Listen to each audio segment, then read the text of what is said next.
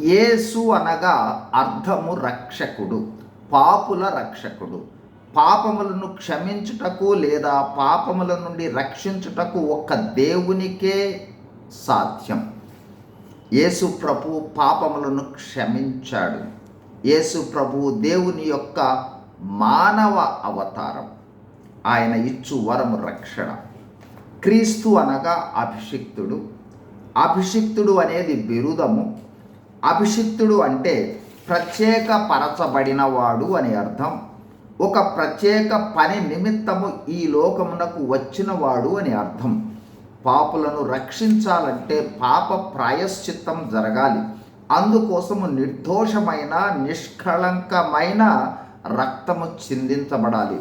అందు నిమిత్తమై దేవుడే మానవ రూపంలో క్రీస్తుగా వచ్చి మానవాళి అందరి కోసం పాప ప్రాయశ్చిత్త కార్యమును కల్వరి శిలువలో గావించాడు. ఇప్పుడు ప్రభువు అంటే తెలుసుకుందాం.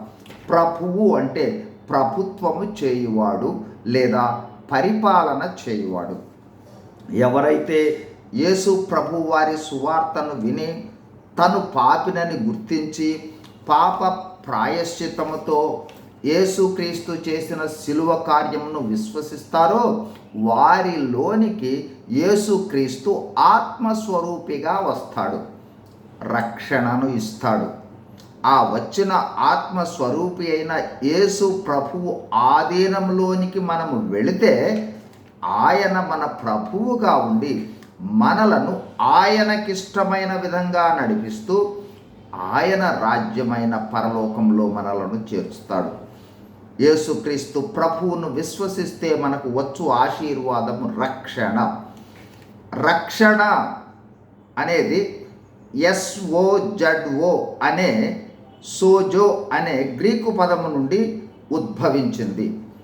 ఈ పద అర్థములో రక్షణ, స్వస్థత, విడుదల, సంరక్షణ, సంపూర్ణ భద్రత లేదా రక్షణ ఉంటుంది. రక్షణ అంటే కేవలము పాప క్షమాపణ మాత్రమే కాదు, సంపూర్ణ ఆధ్యాత్మిక, శారీరక, లౌకిక, భావోద్వేగాలతో కూడిన సమస్త పునరుద్ధరణ కలిగి ఉంటుంది.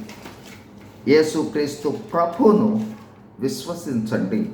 సంపూర్ణ భద్రత, రక్షణ, పునరుద్ధరణను పొందండి. God bless you. Thank you.